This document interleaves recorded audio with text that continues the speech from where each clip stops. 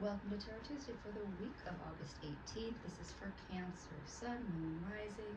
Take what resonates, and if this reading doesn't speak to you, go check out your other two signs videos for deeper messages. So Cancer, we are here at the end of your post-shadow, as on the 23rd, the Sun is moving into Virgo.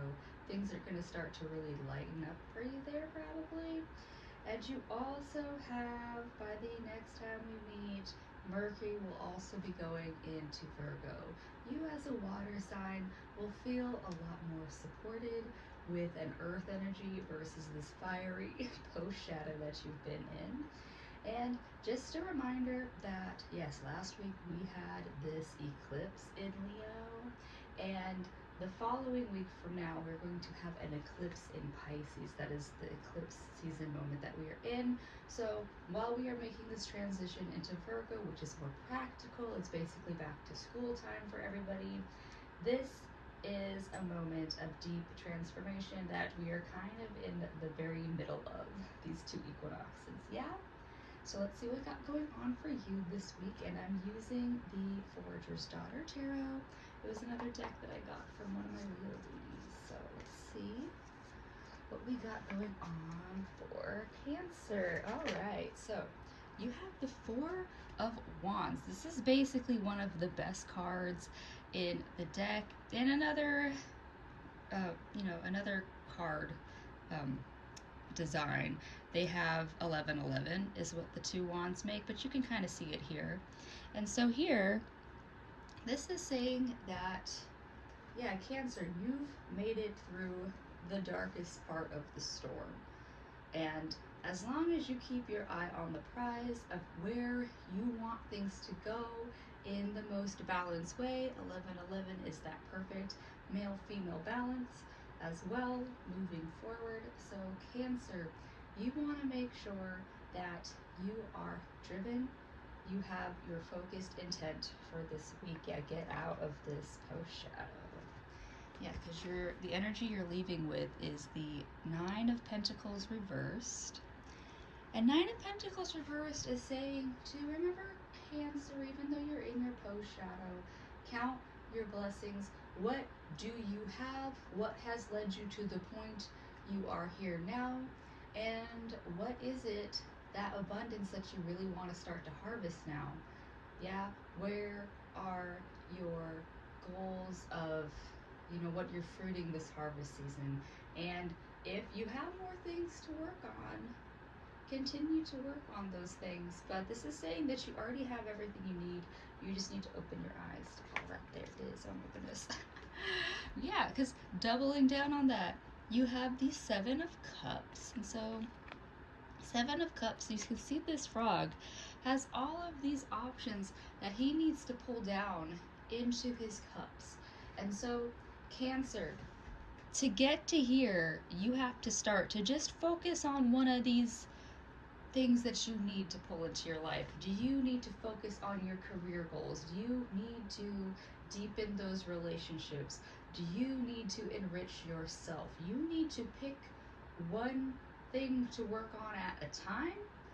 And it's not saying that they're not all going to happen at the same time, but like I was given advice one time where I told my Ayurvedic doctor that I would basically on Tuesdays, because yeah, that's when I started Tarot Tuesdays, I also was teaching yoga once a week.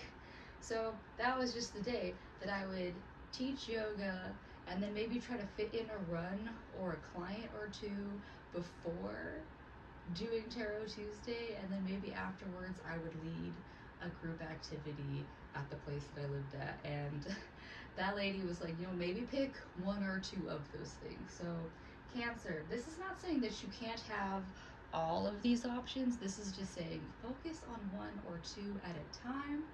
Maybe give yourself, if say, yeah, you have financial things, give yourself some time in the middle of the day, even just 10 minutes.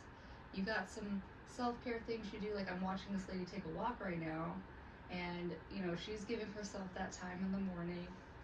And you have relationships that you want to deepen, you want to find time to even just reach out to somebody, text them that you want to call or something, something like that.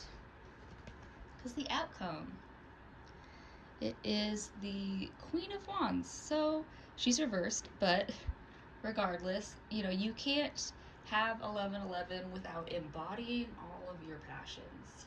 Yeah, you need to embody that which you want in the world, and you need to, yeah, wake up. Like, what is it that you wake up every day wanting to do? What sparks your reason for getting out of the bed in the morning, and put your time and energy there? Yeah, that is what the Forager's Daughter has for you. But I'm going to pull one more card from the Land, not the Landscape Oracle, what is this? The Flower of Life Oracle. Yep. Yeah, just ending the summer. Look at this. This is what that looks like. You're ending the summer on this note, and it is dive in. So this card. Let us not be concerned with where we have come from or where we may be going.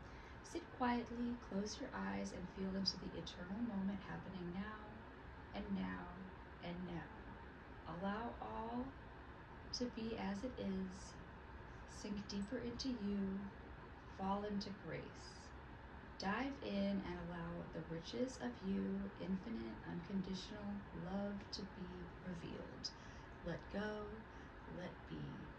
Allow your treasure, your riches to shine brightly, shedding light into every part of you, illuminating any darkness, transforming it into love, balanced energy that will reveal the very truth of you.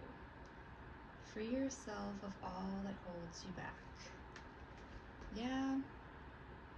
So Cancer, we have one life, one opportunity, and there is no reason for you to hold back on all that's there for you. You have all of this abundance.